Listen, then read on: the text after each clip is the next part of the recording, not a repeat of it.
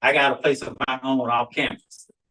And so, yeah, but you live in a place like that. So my whole issue is, that showed me that the community wasn't organized. We're operating in our own silos. We're thinking only of self. I own this footprint. I'm gonna take care of this. I care less about what's next to me, but it's making your property look bad. It's making the whole corridor leading up to the university look bad. It's making the university look bad because you got to drive through this hellhole to get to this beautifully landscaped diamond in the rough of the campus. So that's what community is about. You can't think insular. You can't think about just what's yours. You have to think about what your impact on other people. That's community. We also happen to be living in the information age, if you didn't know that. And with that leads this understanding. Knowledge does not equal power. Knowledge plus action equals power. Say that again. Say without words. Say it again. So, the gatekeeper's role. In every community, we have gatekeepers and we have stakeholders. Gatekeepers are the people that people in the community trust. That could be the pastor of your largest church in the community. That could be the little old lady who lives at the corner, who knows every family that lived in that community and said, oh yeah, that's the Johnsons down there. Yeah, their daughter, she's in the army. And yeah, that's the Wilsons over there. They've been here about 30 years and their son died of some disease, and they know who got cancer on the street and how many people are sick and who goes to what churches. Those are gatekeepers. These are people that I, as an agent of the government, would come and engage and talk to these people about who I talk to in this community, who I can build trust with, because they don't know me, but they know you, Miss Mary. So I've had to sit on plenty front porches here in the South and drink sweet tea and lemonade and look at pictures of grandkids. And, before I got to talk about what I was there for. So that's what community engagement is from the public facing sector. But we all understand that the church is the largest institution in our communities. As such, we need to be able to lean on our faith-based communities, bring people together, especially in times of crisis, and understand how to get the word out. And many of our churches, they're in their own silos. If it don't fit with their agenda, what they're about, they're not interested. But you as community stakeholders, you have to have a say in pushing your churches to think outside the box about the bigger picture. It's not just your footprint, but why have a diamond in the rough? It bothers me to my core to see a nicely landscaped, beautiful edifice on a church in the middle of an impoverished neighborhood. And then they're not putting that money back into that community. You're not, and there's ways to do this, but I tend to believe that people don't know what they don't know. And that includes the people in our churches. They might know the words, but they don't know how to apply it in real life. We'll preach me sermon, show me one. Right. So show me that you can feed the homeless. So show me that you can, you want people to tithe more, then show me that you're creating programs to educate them on how to be an entrepreneur, how to start a business, how to start a nonprofit. But that's the parable of being the big fish in a small pond. So you could be that big church with all these wealthy resources, but that money is only going to it's only touching a couple of hands. So it's not dividing and rotating amongst people in your congregation, so they're not seeing the benefit from it. They just come to a nice facility, and if they tithe well enough, they could sit closer to the front. And so that's just our present reality. But when you organize, then a million small fish can equal one large fish. So we're talking about communities organizing at the small level. Like you all run small nonprofit organizations, but do you know that if you all work together collaboratively, you work in the same county or different parts of neighboring cities, if you all speak with the same voice about common issues, then you become a force to be reckoned with. We're able to organize and move things and advocate for things on a much larger scale. The haves and the have-nots. No, it's not Tyler Perry's award-winning show, but what we're talking about here are what are the fundamental differences between communities that prosper and those that fail. And what we have found in community engagement is that there are patterns to behavior. There are patterns we see in communities that are very telling.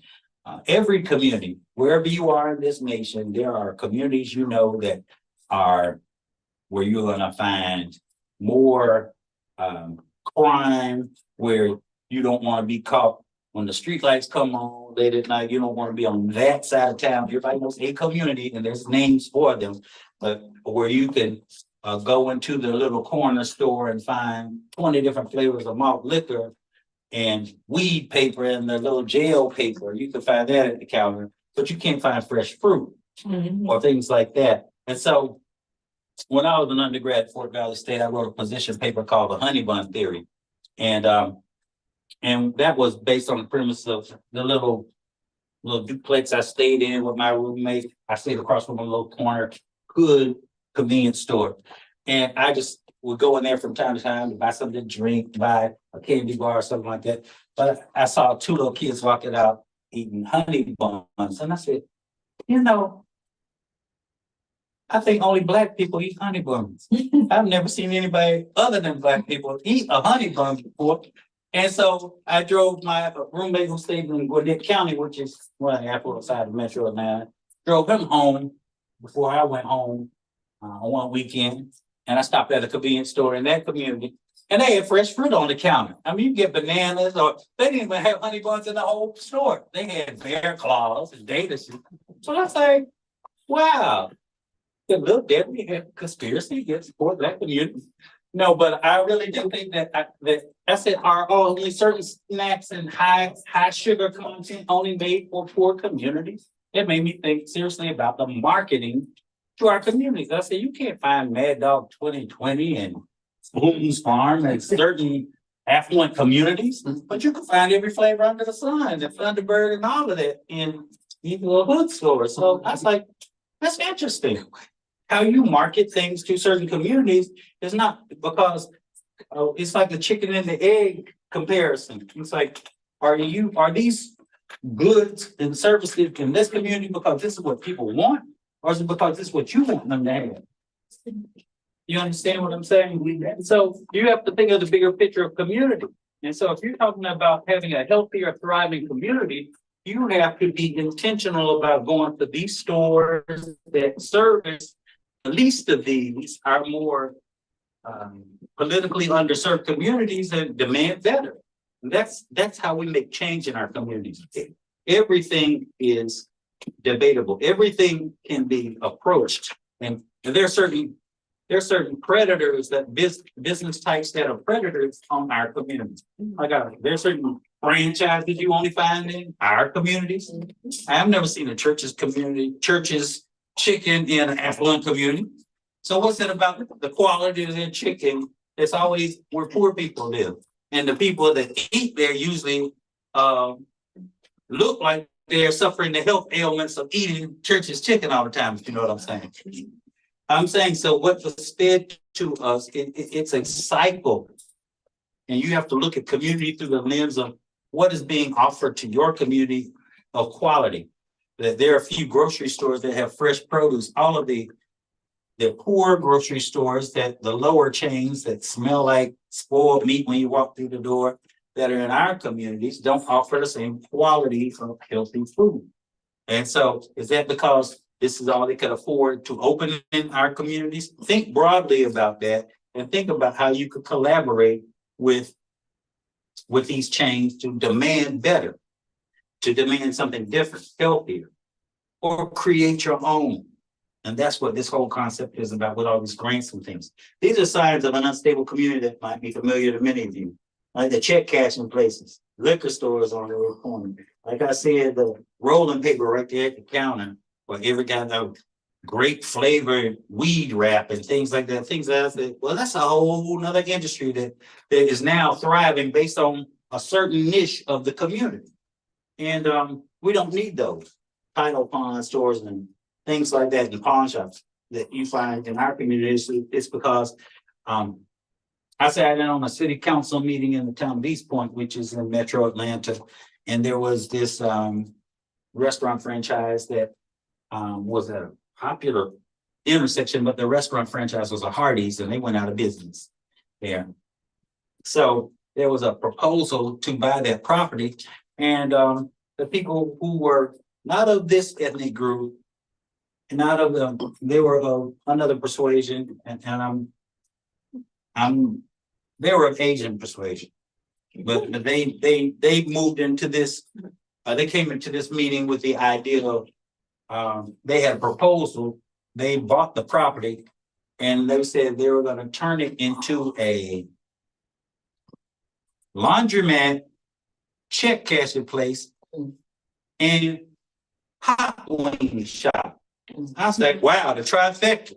So they said, oh, so you gonna put a wash house in our community, huh? So city council people were all over there. Said, oh, well, you got a check cashing place. So yeah, what you gonna do when you get your check on Friday? You gonna cash your check, then wash your, we'll load of clothes and eat you some hot wings right there. So that was what the concept was. And sad to say, business is booming. But they know the people in the community. But that's a shame. I just say, they targeted that poor, Right. mostly transit community and offered these services that they could definitely utilize, but it's nothing that's gonna uplift them. It's just gonna line their pockets, and best believe they don't live on that side of town. So just think about the kinds of businesses that are introduced to your community and ask why. And then demand better, demand different. So, participation and leadership. These are two important and related dimensions of community capacity. And these two factors are connected in that communities lack capacity when its leadership does not have a strong base or base of actively involved residents. Conversely, participation without the direction and structure that leadership provides often results in disorganization. So, we're defeating each other because we don't help each other. We don't want anybody telling us what to do, but nobody's going to take the initiative to lead. That's what we find in our community. So, there are things that you have to do. There are 5 things that you have to do in order to develop a sense of community. And we're going to go through those now. But this is characterized by a level of concern for community issues, respect, generosity, and service to others. These are the 5 things you need to know as a community person. You need to have a sense of your community's resources, their history, their power, their values, and their institutional assets. And we're going to go through each of these. In terms of a community's resources, what we're talking about here is sharing of resources that are both internal and external to a community. Your social capital, or your ability to generate trust, confidence, and cooperation. Some communities, like I said, you already have that stigmatism. Oh, they're from that Gano community. That's a violent part of town. I never want my car to break down over in that neighborhood. What's your standing in the community? What do other parts of your greater community think about the community where you reside? Know your community's history. And this is characterized by an awareness of important social, political, and economic changes that have occurred both recently or more in the past. Be aware of the types of organizations and community groups that exist in your community. In some urban areas, it's even important to understand the street gang activity. Oh, this is Blood's territory, so I better not be wearing red coming through here. You just think situational awareness of the dynamics operating in your community. Know your community's power. And by power, we're talking about your ability to create or resist change regarding community turf, interests, or experience. And we're not talking about power over others, but power with others, or a non-control over them, a non-zero sum or win-win strategy. But everybody says, like I said before, everyone knows or has a sense of, if you come from a weakened community, if city council people don't pay attention to you, oh, you're from that community. Well, they're not reassuring me when you make your comments and complaints, but then they'll just wait you out. But they don't, if you come from an affluent part of the community, then they'll say, oh, I gotta listen to you, because otherwise you're gonna have your lawyer friends from the country club giving me a call, and that's what's gonna make me work harder. So let me go on and reason with you now. And this is influence across a variety of domains or community contexts. That means if you bring all the churches together and say, we're going to form a ministerial alliance, or we're going to clean up our city 1 block at a time, or wherever you're located, that's going to be your sphere of influence. And I'm gonna run this sphere of influence in my church that's a few blocks down the road, and I also talk to the neighborhoods, the historical Black neighborhoods over here, and talk about if they have a homeowners association or a neighborhood association, and the schools and the PTSAs from our schools, and get them organized so we can all get on the same sheet of music. That's how you speak in a unified voice. Which leads me to this discussion about power dynamics. Power dynamics sets the tone at almost every level of human interaction. They influence your decision to speak up in meetings with supervisors, shape an organization's approach to engaging its stakeholders, and even guide the way in which a government treats its citizens and responds to dissent and enforces reforms. So power dynamics is one of the things that I'm really passionate about, understanding the power between the haves and have-nots, the power between individuals who are passionate about something and their fear to speak up in certain circles and getting your voice. There's a book called The Cynical Society, which deals with how the extent to which the less powerful members of the society, organization, or institution accepts and even expects that power is distributed unequally. If you refuse to do anything about it, we have to get beyond this, particularly in light of our present day realities. Here's a graphic that just sort of demonstrates some of the things that we see in terms of power dynamics when we engage a community. You have the government, whether they be state, federal, local, whatever, trying to talk with local stakeholders about an issue. But the real issue, the elephant in the room, is the polluting industry. But since they are the biggest employer in town, the local government might not say much to them. State agency might look the other way because they get tax revenues off of that. But the federal government says, hey, y'all gonna do anything about this? We give you our money. The way state governments work is the federal government pays money to the state. So the state has primacy. The state has the ability to go in and regulate an industry. But if they're a bad actor, then we are trusting them to follow the laws and enforce the laws to protect these people, the stakeholders. But if they don't do their job, then we don't really have much power to do anything about that other than just to ask them to play nice.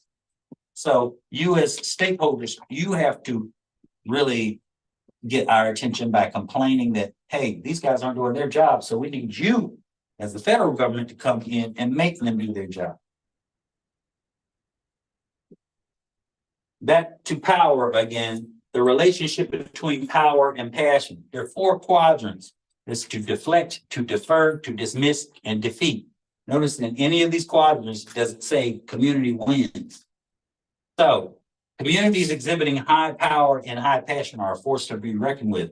But if you have low power and low passion, they will dismiss you altogether. If you have low power but high passion, they will defer. So industries, this is a game plan that comes from a model that was developed by a statistician known as Peter Sandman. He was a mathematician who created this tool called Outrage. It's a software, and he created a tool for industries that are polluting industries typically to be able to educate them on how to neutralize public dissent. I say when the BP disaster happened in the Gulf, or the Bhopal disaster at Union Carbide when it blew up and killed hundreds of people. Well, there's software and a methodology that industries go through to neutralize public dissent. Well, we might pay a couple of people off. We might show compassion and empathy and get on TV and open up a welcome center and say, well, we're going to get people tested and things like that. But after a couple of months, we're going to cut that off because we're going to cut out these lawsuits and all of these other things. And Outrage is the software that teaches them how to neutralize public dissent. The thing about Peter Sandman, he didn't create this to be devious. He also then turned around and sold this same tool to organizations like the Sierra Club. And it says, okay, now use the tool that these polluters are using against you. So now you know the tools they're using, you can see the strategies. So now you can fight back against that.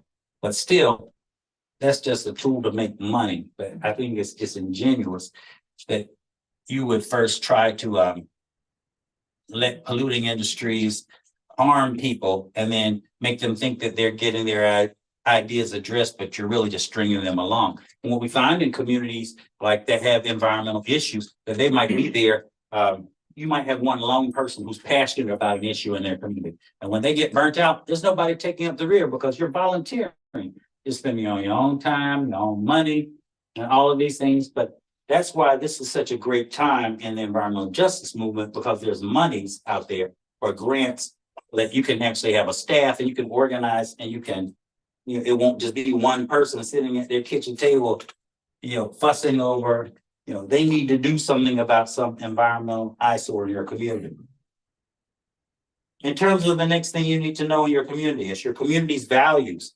This is characterized by clearly defined norms, standards, and attributes, as well as consensus building around values. Know what the ethical norms are in your communities, what are acceptable behaviors and practices and what aren't.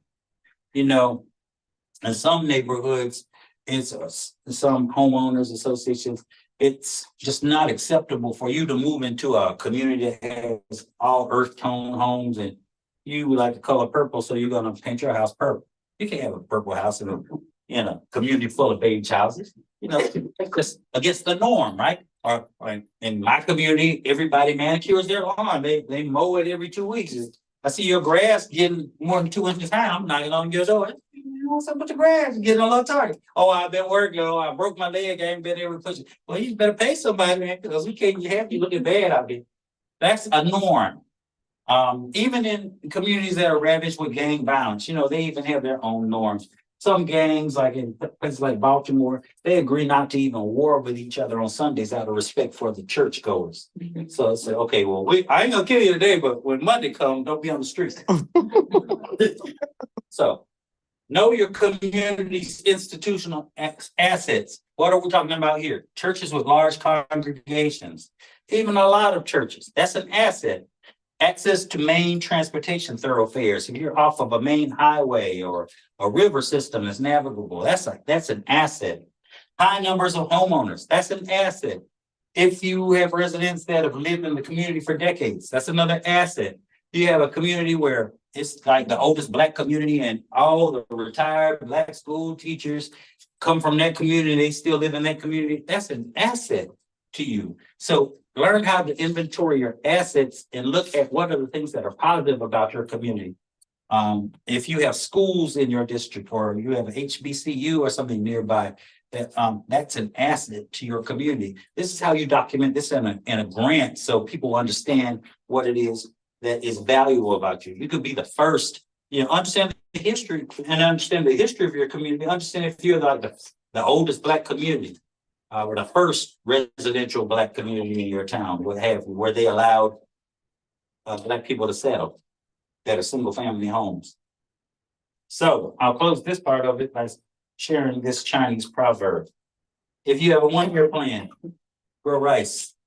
If you have a 10-year plan, grow trees.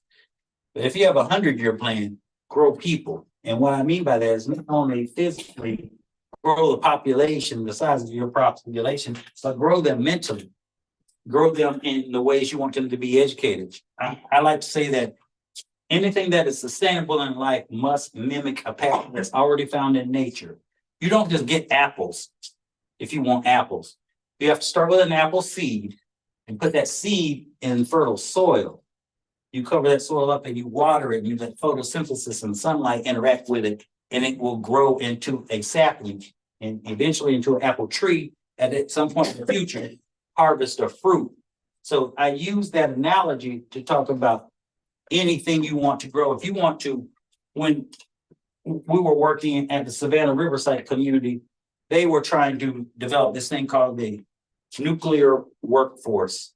And so what that looks like, using the apple tree analogy, is if they wanted a workforce of 10,000 nuclear workers in the future, then you had to start at the K-12 level. You go to elementary schools and introduce basic scientific concepts at primary grades. In middle school, basics, fundamentals of science. In high school, introduce more STEM careers and STEM knowledge of chemistry and physics and physical science. And then that way they're ready to go to college. They can understand these more complex things and then learn about nuclear science and radiation protection and all those things to be able to go into the workforce. And those who aren't interested in college, they could go to a junior college and get a certificate program in how to be a radiation technician and all that.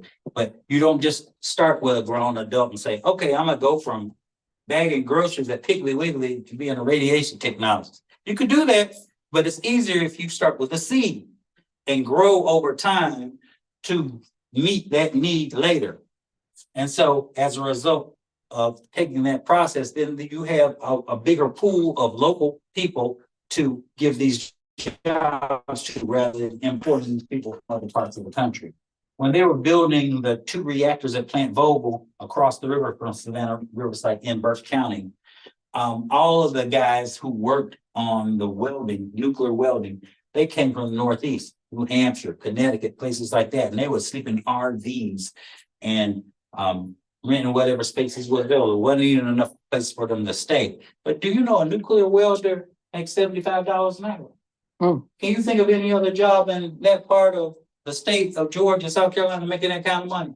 And the only difference between a nuclear welder and a regular welder is a certification course saying this is what types of radiation you might encounter, and this is the kind of tools you use to protect yourself and the kind of equipment you wear.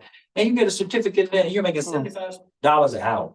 Now, I travel from Connecticut or New Hampshire to come down and make $75 an hour. I sleep in a tent in a Sign field me up. because I know every Friday Put me down. I end up buying me a house.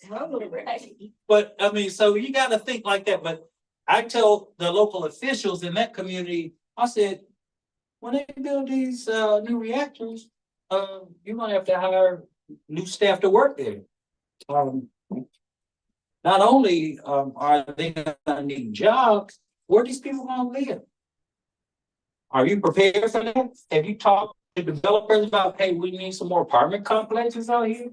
You think where people live in apartments, what do they need? Have you thought about a dry cleaning or a strip mall where a movie theater could be, or ladies to get their nails, and all the things, the creature comforts that we have as humans.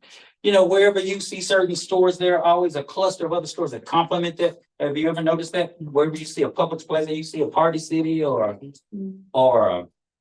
what's the Home Depot nearby. You see all of these things that people need that complement each other in the same general area. Same thing like the Regenesis Project, like Harold Mitchell did in Spartanburg, but just they're anchors, they come in a cluster. So not to say you want the same cookie cutter thing in your community, but just think about the things that you need and how to get them. That's what this presentation was all about, just to have an understanding of capacity. So that's the end of that first presentation. Are there any questions about it? Let me ask you a question. Yes, sir. Have you seen in your travels a model of where you can bring black churches together to form a group to actually do something constructive in the community? Well, there are churches that have developed community development corporations and going after, you know, I don't know to the extent that they've collaborated with other churches, but I can research those and get some information for you. Those are successful models. Yeah, I don't know if people are not doing the church. They do some environmental work.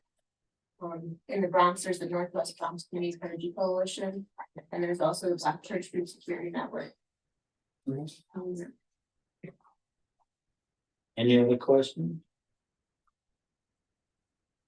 Okay, we'll go on to part 2.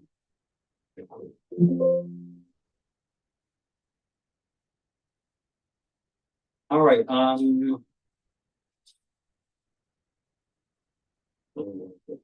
Should we say everybody sign in?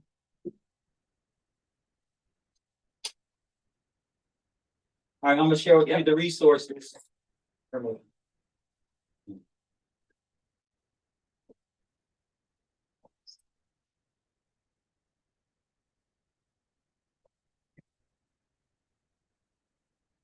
Okay, so I'm gonna share with you some information from our Thriving Communities Technical Assistance Centers and grants programs. As I said, I'm the project officer for the Region 4 TIC Tax program.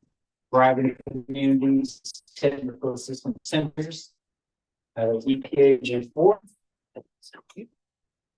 We're going to talk about the purpose and goals of the Tic Tacs, the selection process, the Region 4 Tic Tacs, EPA funding opportunities, and additional resources. First, with purpose and goal is to develop partnerships, establish networks, and seek existing networks, and provide training services and technical assistance. The Tic Tacs utilize what we call the hub and spokes model, where you have the hub, which is the funded organization in the center, and they have a satellite office in each of the Region 4 states. Region 4 is the Southeast United States, which is all the states from Alabama to Florida, Georgia, Kentucky, Mississippi, North Carolina, South Carolina, and Tennessee. And so in this structure, there were over 70 applications received nationwide, and they selected 17 Tic Tacs nationally. So we have 2 servicing our region. And that means 17 hubs with 160 spokes in all of the regions total. The Tic Tac geographic coverage is we have 3 regions that have just 1 Tic Tac. 4 regions will have 2, 3 will coordinate to cover regions 4 and 6, because in Region 4 we have 2, but in Region 6 they have 2. So one of the 2 in our region services both regions 4 and 6. The interesting thing about that is, for geographic reference, the Southeast United States is the most densely populated part of the country, and the most densely populated with African Americans. So most of us live in the Southeast. And beyond that, we also have the most biodiversity than any other part of the country. So for a lot of reasons, when things happen environmentally here, they have a big impact because there's more people to run into, like hurricanes and things come through here, tornadoes, floods. We get a wide expanse of bad weather occurrences, and with global warming, it makes it even worse. The funding breakdown, there was over 177 million nationwide for the Tic Tac program, where at least all of the Tic Tacs got at least $10 million in funding. It's incrementally funded over 5 years. And we're in year 2 of that grant. And each of the Tic Tacs will provide technical assistance to communities in assigned regions and geographic areas. The national Tic Tacs, we have 3 of them, coordinate with the regional EJ Tic Tacs to fill in gaps. Here's a map of where the main park in the Raleigh-Durham area. It's known as RTI, Research Triangle Institute. And the other one servicing our region is based in New Orleans, which is actually part of Region 6, but they service that region and this region in Lavender. Region 6 is Louisiana, Arkansas, Oklahoma, Texas, and New Mexico. So this organization here, Deep South Center for Environmental Justice Services, they collaborate with RTI for our region. They collaborate with New Mexico State University for that region. All the national Tic Tacs are headquartered in Washington. For the Region 4 Tic Tacs, they all have their own branding. So one of them is known as REACT for EJ, which that's what the acronym stands for, Resource for Assistance and Community Training in Region 4 on Environmental Justice. They service Region 4 exclusively, Southeast. But then we have the second one, the Deep South Center for Environmental Justice. It goes under the brand name CIRC, the Community Investment Recovery Center, and they service both Regions 4 and 6. Some of the partners for RTI are, they have 8 academic institutions. 4 of them are predominantly white institutions. The other 4 are historically Black colleges and universities, as you can see here. And say here in the state of South Carolina, if you have, you want to reach out to the Tic Tacs for some technical assistance, you would reach out to the University of South Carolina here in the Columbia area. And if you have a question for some technical assistance that is beyond your scope, beyond their scope to address, then they will refer you to one of these other partners. Say if you have a groundwater issue and say, well, University of South Carolina, that's not their wheelhouse. They would refer you to, say, the University of Memphis, Tennessee, that has a hydrology department. That's how it works. The Deep South Center for Environmental Justice has a different structure. They don't necessarily, they do have partnerships with universities, as you can see here. But they also have partnerships with non-governmental organizations and community-based organizations. They have a patented a trademark process called the community model, where they meet communities where they are and take them through their systems. As far as our national TICTACs, one of them is the Institute for Tribal Environmental Professionals, which focuses exclusively on tribal governments. In terms of our other EJ grants programs, we have our EJ small grants, which were used to be up to $100,000. We have an EJ collaborative problem solving grants, which range from $200,000 to $500,000. Our EJ government to government grants range from $1 million to $3 million. These are with state agencies. Then we have the environmental justice communities grant makers and sub grants. That's currently taking the place of our EJ small grants. And they range from $75,000 to $350,000. There's 4 different tiers with these. The grant makers is not out yet. That solicitation was due to come out in mid-January, but now under the light of these current the current climate we're under with a changing administration, we're going to try to have these hit the street sometime in late December, possibly. But the way the grant makers work, the 3 tiers typically are $150,000, $250,000, or $350,000. And they offer a non-competitive $75,000 grant to new and small community-based organizations. So say if you're an organization of 5 or fewer people, all you have to do, you don't even have to have a 501c3 nonprofit designation. You just have to be designated as a nonprofit in your state with your state secretary of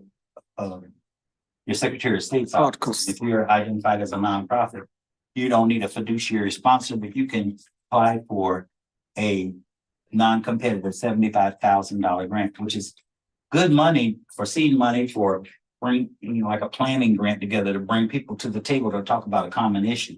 Like say you want to have a visioning session about what to do about your town or your part of town, bring people around issues like renting out space and creating a newsletter and marketing materials to take to city council meetings and things like that.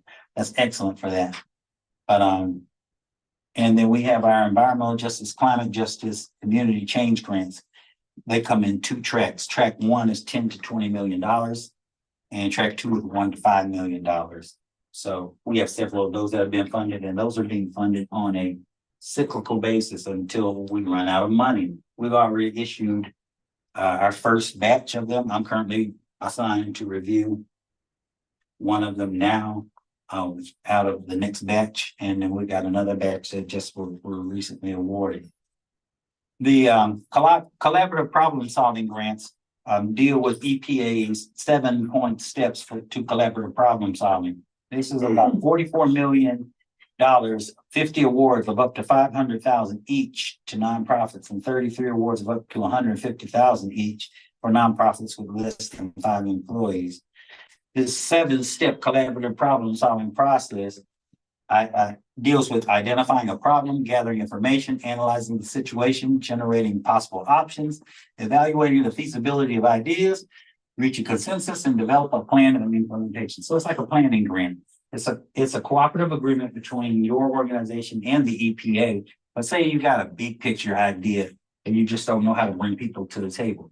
You apply for one of these grants, and then you use this money to go through this process to invite people to talk about, let's talk about creating a new vision for our town. We need to have a festival of some kind to bring people to our town. And what would that entail? Invite the business community to the table. Well, we don't have enough hotel space for people right now. Well, you'd have to build one. Well, we don't have fairgrounds in our town. Well, we'd have to take some flat land and build a couple of pavilions on it and picnic tables, and we'd have one. We'd do that in the grant. Identify all the things you don't have and what you would need to implement something. That's what this CPS grant is for.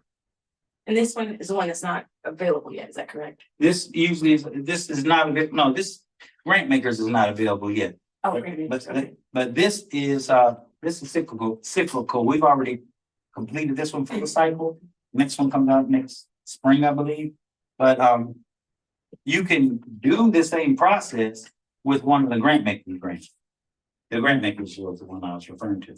The government grant, which I mentioned, is for state governments, where they're $1 million each for state or local governments, and tribes and territories. So you can get one of these grants, like say, if you have a big picture idea of what you want to rebrand your town, create some buzz around a new initiative, create a recycling program, make your city a walkable city, or something like that. The EJ grant makers and grants, these are eligible organizations, nonprofits, NGOs, non-governmental organizations, community-based organizations, tribes, local governments, institutions of higher education, your colleges, universities. Puerto Rico and the U.S. territories and freely associated states. They will fund approximately 160 to 200 grants of 75,000 up to 350,000 sub-grants. Opportunities are already open now. And so in other parts of the country, they haven't opened here yet, but they will be open sometime in December. And like I said, the limited 75,000 is non-competitive sub-awards that are available. The community change grants, like I said, come in 2 tracks. They're awarding up to 150 grants of $10 million to $20 million.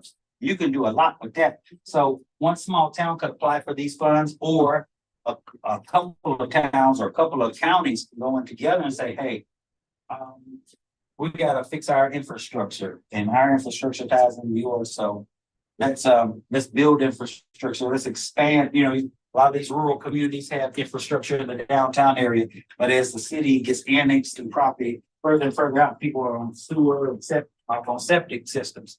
And you want to tie them in so they could be ratepayers for utilities.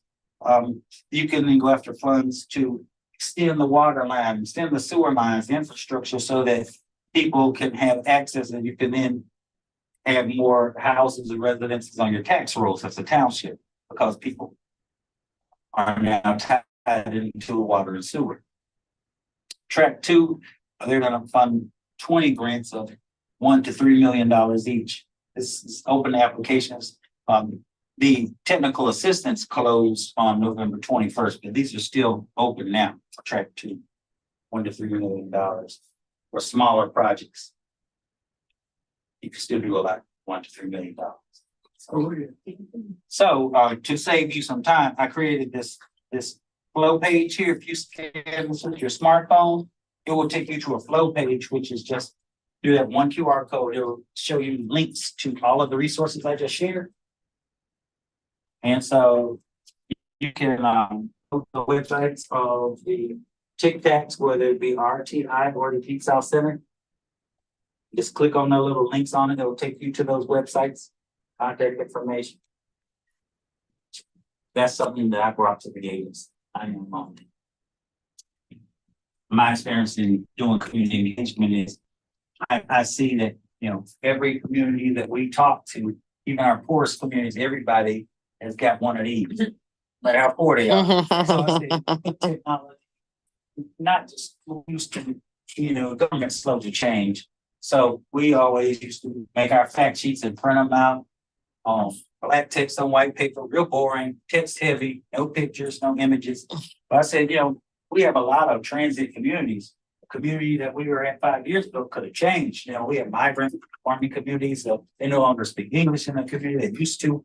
And so there's different people there. But we have to think of our approach of educating people differently, meet them where they are. So we're not going to have a Facebook page or a Snapchat or a TikTok video. We're starting to do some of those things, but this flow page is something that instead of having 20 QR codes on one page, we have one code with links. You could put videos, or you could put PDF documents, or you could put links to websites and things there. So it's a walking repository. And you show this to your neighbors, and they can just scan this information. You got a walk-in library of resources. That's the value of using technology and making it palatable for the people that you're engaging. Because then they appreciate you more. Not just hitting them with, we used to pass out all these flyers and things at meetings, and people grab them, and we find the garbage cans full of flyers before they leave the auditorium. So we gotta give it to them so they can use it. So while they're sitting there at the hair salon and getting their nails did, as they say, they can thumb through their phone. Yes, I know how to speak properly. The vernacular. But anyway, that's my presentation. So any questions about these resources? I'm encouraging you to think big and broad about the resources that are available and talk to people who you normally think you don't have anything associated with, your other church members, your other neighborhood churches, your city council members. Go to city council meetings, develop a brochure, marketing materials about what you're passionate about. Let people know that you're passionate about something. And then get other allies who aren't in your circle of influence and make them part of your circle.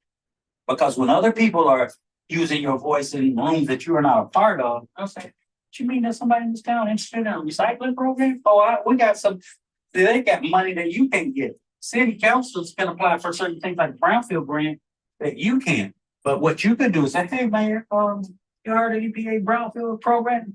They got grants to, change this whole downtown landscape and improve these buildings, these blighted, empty buildings down on Main Street. I got some ideas. Let me be your community partner. You apply for the grant, make me a community partner for my community group. So then that's a way to get work for yourself. That's a way to get notoriety and for you to collaborate, share different ideas. Yeah. Yes, so I was on the website so I noticed you said that the grant makers, that it hasn't been released, but when it does get released, is there gonna be a link on the website for the application, or will we have to go email the Tic Tac? Oh, there's gonna be a link There'll on, be a link on Grantmaker. Okay. They're a separate entity, and now what they will do is, the way they interface with Tic Tacs is, and I'm glad you brought that up, is that if they find that your project idea needs some refining, they will refer you to a Tic Tac. And then the Tic Tac will sit with you and say, okay, you need to fine tune this budget, this doesn't make sense, or we need to clarify what you need to do here. And then so we'll tweak your project, your proposal, then resubmit it. The good thing about grant makers is, it ends when they're out of money. So if you apply all the way and don't get funded, then that's just your first swipe at it. You go to the Tic Tac, get some help, refine what you need to do, and then reapply. There's another opportunity to get money as long as they still have money in the system. So that's the value of that. The other thing about the grant makers is, like I said, they are going to be evaluated by not typically we at the agency would be the ones to evaluate the proposals. That takes time. So they are overseeing our small grants now. Grant makers takes the place of our small grants. So they are establishing what they call CABs, community advisory boards. And these are going to be citizens who represent non-governmental organizations coming from the communities like y'all come from to review these proposals and see what's funding worthy. And so it's like a jury of your peers will say, this is worthy of funding. I can see what they're trying to do here. And so based on all the applications we receive, we think these are the ones that need to be funded. It's not gonna be held by us. right. So the other question, the 3 tiers, so the first one, 150,000. yes, and that's the assessment one. So that's like the one that has doing surveys, monitoring, those type of things, right? Am I saying right? Or no, I just so Could be in him. it could be $150,000 is like a 1-year grant. The 250 and 350,000 are up to 2-year grants. Mhm. That means you got to spend that amount of money in 2 years rather than 1 year. That don't mean you get 350,000 in 2 years. right. That- So- over a period of 2 years. So you can write your proposal. It could be a pilot program, it could be a already ongoing program, or it could be It could be an ongoing program, but it can't be funded by another program. You can't Right. say, if you already got grant funding to run a program, like an after-school program, say teaching STEM to high school students, Right. you can't use this money to continue it. You have to say when that funding goes out, then we're gonna kick in. And you can't have them both funded by the same thing at the same time. right. And so when you mentioned to create the plan, so for example, your example you used was You want to find some land, you want to put a building on the land, that kind of thing. And so you draw it out on how that plan would work. You're paying for the land, you're paying for the building. Okay. And then the last thing is, so those grants, I think you mentioned it earlier, but I just want to ask it again, if I heard you correctly. You can pay for contractual services, salaries, participation costs, if it's like a Participant support. participant support. Like if you're gonna pay people to come to seminars, we understand that, when we're hosting like a workshop in the community, to get people there, you have to incentivize it. Right. You have to pay for one, a venue space, you have to pay for a caterer to feed the people, if it's dinner,